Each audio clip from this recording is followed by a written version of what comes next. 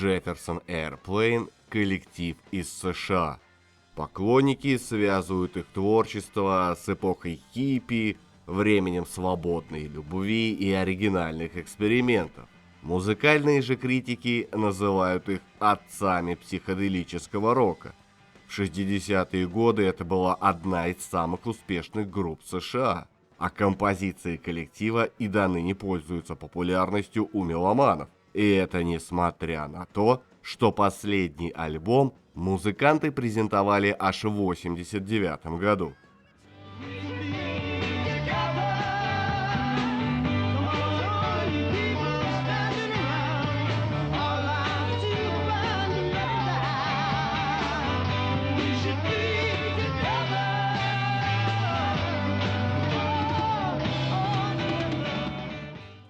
Чтобы проникнуться историей группы, необходимо вернуться в 1965 год в Сан-Франциско.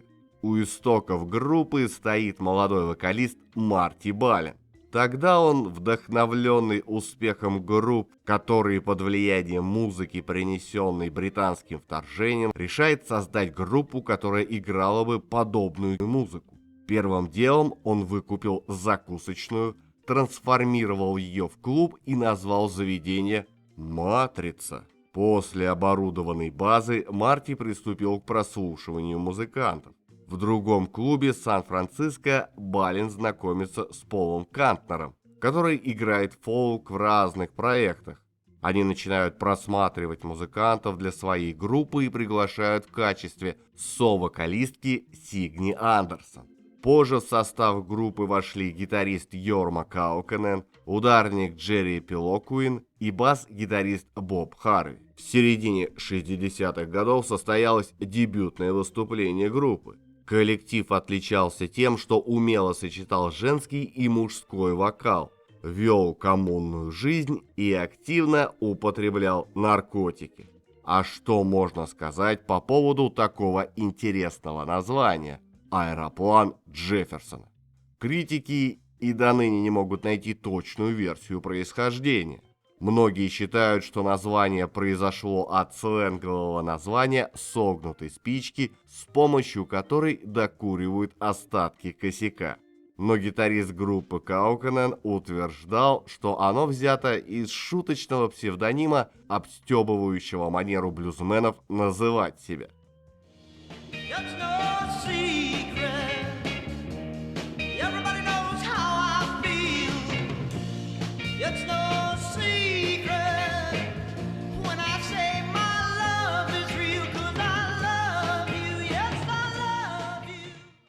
Через несколько недель из группы уходит Пилокуин. Частично по причине его негативного отношения к тому, что другие участники группы употребляли наркотики.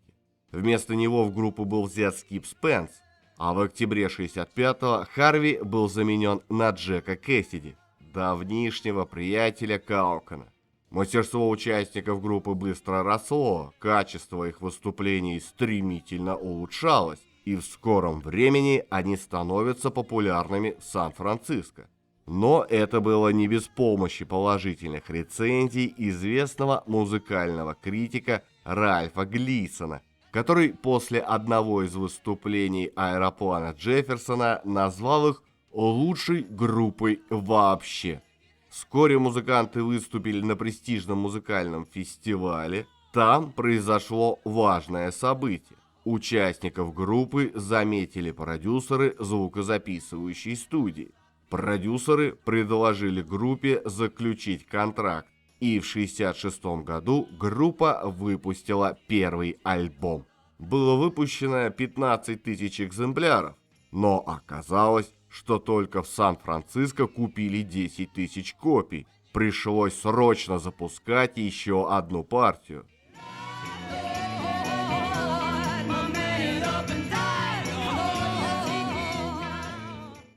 Вскоре Сигни Андерсон родила ребенка и покинула борт. В составе аэроплана появилась вокалистка Грейс Слик. Вокал певицы прекрасно гармонировал с голосом Балина, и Грейс обладала магнетической внешностью. Это позволило группе обрести новых фанатов. А зимой 67-го музыканты презентовали второй студийный альбом.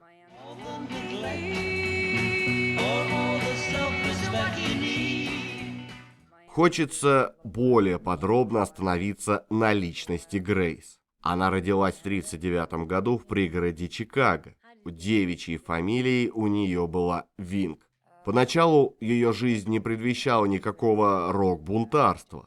Она окончила престижный пансион для девочек, университет Майами, после чего какое-то время работала моделью. В 1961-м Грейс вышла замуж за Джерри Слика, и первый коллектив, где начала петь Грейс, был, по сути, семейным подрядом. В него входил муж Джерри и его брат Дерби. Популярности группа так и не добилась, и певица стала посматривать на сторону.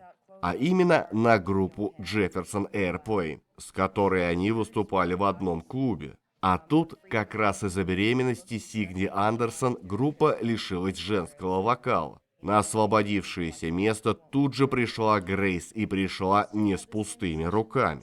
Интересно, что два самых успешных хита аэроплана Джефферсона были созданы именно в составе предыдущей группы Грейс. Первый из них, гневный крик обманутой и брошенной женщины под названием «Кого-нибудь любить», был написан Дерби Сликом, тем самым братом мужа. Тогда он носил несколько иное название и даже был издан на сингле, но успеха не имел. Наши герои подошли к записи песни более тщательно. Долго искали подходящий звук, сделав около 50 дублей. Зато и результат вышел на славу.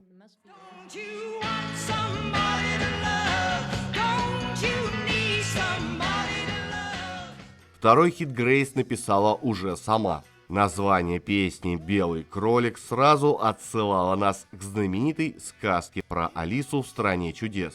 Но и не только к ней. Тут нужно сказать, что вторая половина 60-х проходила под знаменем психотропных препаратов вроде ЛСД. Тогда считалось, что кислотные наркотики особого вреда не несут, наоборот, расширяют подсознание, раскрепощают фантазию, показывают мир в ярких красках. Странные образы из сказки Кэрола как нельзя лучше подходили для описания наркотического трипа. Тут тебе гриб, съев который то уменьшаешься, то растешь, и синяя гусеница с кальяном, и ожившие шахматы. Грейс Слик, наверное, одна из первых связала сказку Кэрола с наркотиками. И эта дурная тенденция не умерла до сих пор. О том, как расширение сознания приводит к безумию, люди скоро узнают. И позже Слик признается, что ее пропаганда ЛСД была довольно опасной штукой. Несмотря на неприкрытый наркотический подтекст, «Белый кролик» успешно пробрался на радио и быстро стал одним из гимнов психоделического рока. Песня до сих пор используется в разных саундтреках, сопровождая либо странные события, либо галлюцинации, либо прием наркотиков.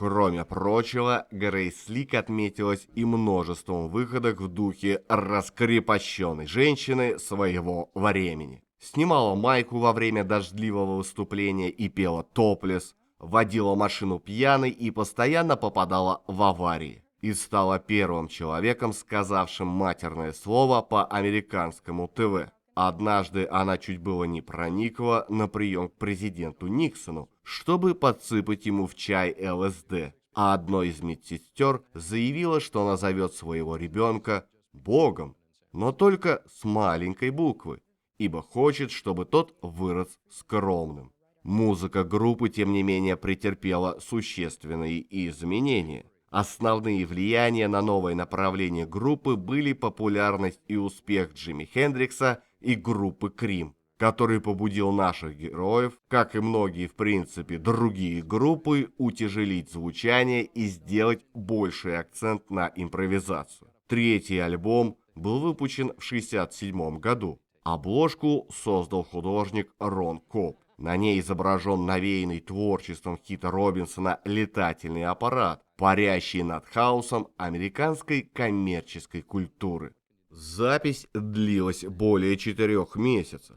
Новый альбом продемонстрировал растущее увлечение группы психоделическим роком. Если предыдущая пластинка состояла целиком из песен стандартной длины, то на новой преобладали долгие многочастные сюиты, а один трек представлял собой акустический коллаж, вдохновленный авангардными творениями Фрэнка Заппы. На этом альбоме основными сочинителями стали Кантнер и Грейс Ли, наряду с снижением влияния и участия основателя Марти Баллена.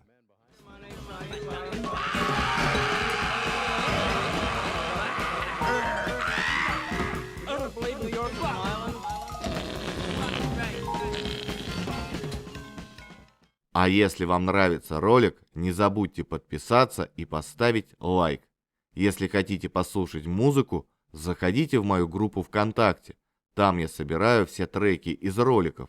А в своем телеграм-канале я делюсь впечатлениями при их создании. Все ролики я делаю самостоятельно в свободное время после работы на чистом энтузиазме. Поэтому, если вы считаете, что мой труд достоин поддержки, помочь мне вы можете через сервис Boosty. Также веду страницу на Яндекс.Дзене. Если пользуетесь им, буду рад видеть вас и там. Все ссылки оставил в описании под видео.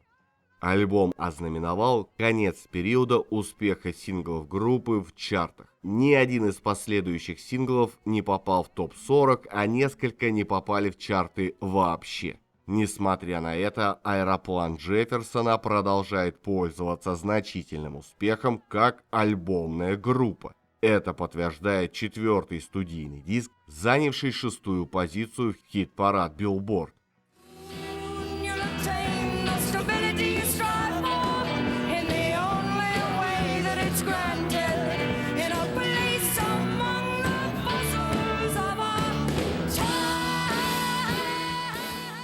В 1968-м «Аэроплан» перелетает через океан, чтобы покорить Европу.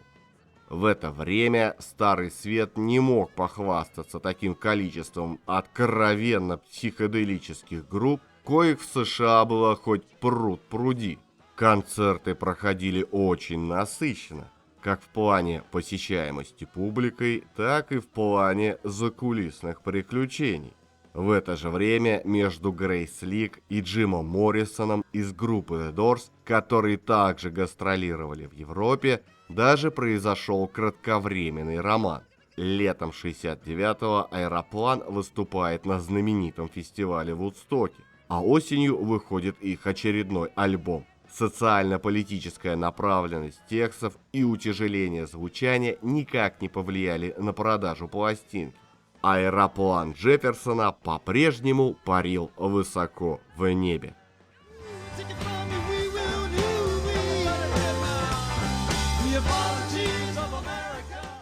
В 1970 году у Грейс Ли и Пола Кантнера родилась дочь, а Марти Баллен навсегда оставил своих бывших единомышленников. После смерти Дженнис Джоплин он начал вести более здоровый образ жизни. Занятия йогой и воздержание от наркотиков и алкоголя еще больше отдалили его от других членов группы, чье употребление наркотиков продолжалось с прежней силой. И после некоторых изменений состава в 1971 году коллектив нашел в себе силы выпустить еще один альбом. Он получился очень зрелым и рафинированным, и в нем уже не было места ранним экспериментам. You're only pretty as you feel, as pretty as you feel inside. You're only pretty as you feel.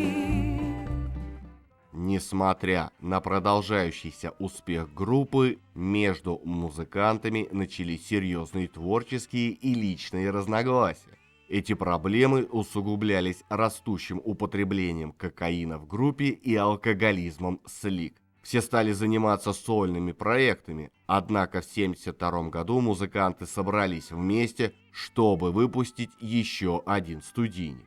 Последнее турне группы было омрачено происшествием в Огайо. Полиция, находившаяся на взводе из-за сообщений о заложенном в здании бомбе, после оскорбительного выкрика одного из техников группы, применила силу к Кантнеру, Слик и Кэссиди, а разъяренные фанаты группы были разогнаны слезоточивым газом. Свое последнее выступление аэроплан Джефферсона дал 22 сентября 1972 года, фактически ознаменовавшее распуск группы, несмотря на то, что официального заявления об этом не было.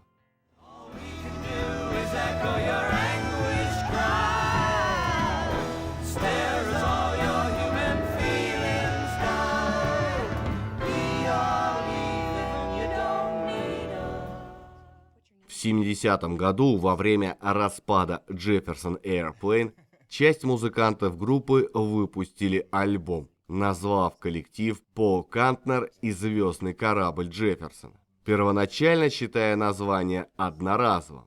Также музыканты в этот период использовали неформальное название «Оркестр рок-н-ролла планеты Земля», который Кантнер позднее использует для названия проекта в начале 80-х.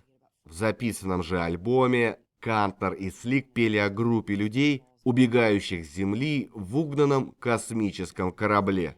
В 1971 году этот альбом был номинирован на престижный приз научной фантастики, что и сейчас является редкой честью для музыкальной группы.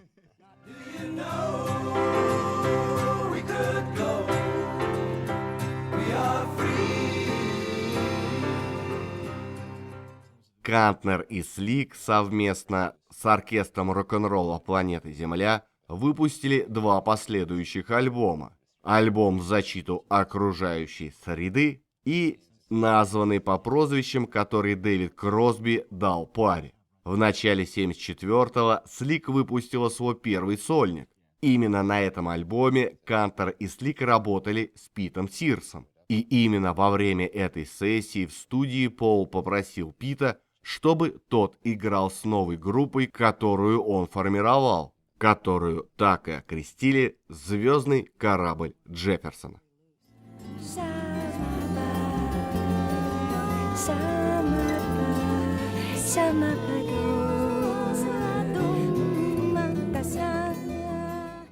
Следом вышли два альбома, которые стали платиновыми. Но алкоголизм Грейс становился все более очевидным и привел к двум провальным концертам в Германии в июне 1978 года. На первом из них Слик, напившись, была не в состоянии появиться на публике. На втором концерте она в пьяном оцепенении, грубо ругаясь, постоянно напоминала немецкой аудитории, что их страна проиграла Вторую мировую войну и что все жители Германии были ответственны за военные злодеяния нацистов.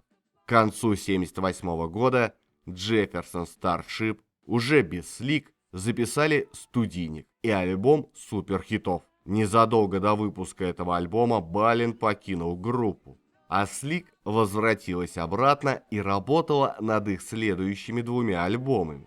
В то время группа начала с энтузиазмом охватывать аудиторию по видео, делая сложные видеоклипы, типичные для групп той эры. Слик часто появлялась на MTV, делая группе хорошую рекламу. Хотя альбомы группы той эры были не сильно успешны, группа оставалась коммерчески окупаемой.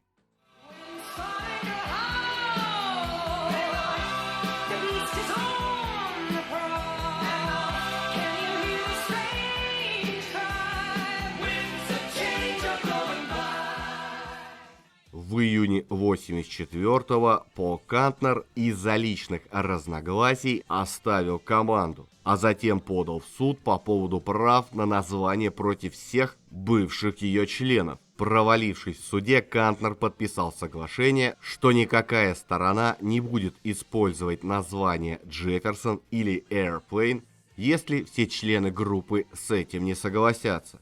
На время процессуальных действий группа сменила название на Starship Jefferson, но в конечном итоге название было уменьшено до Starship. Однако это не помешало в 1989 году воссоединиться к классическому составу для тура и альбома. Одноименный альбом был выпущен со скромными продажами, но сопровождающий его тур был признан успешным.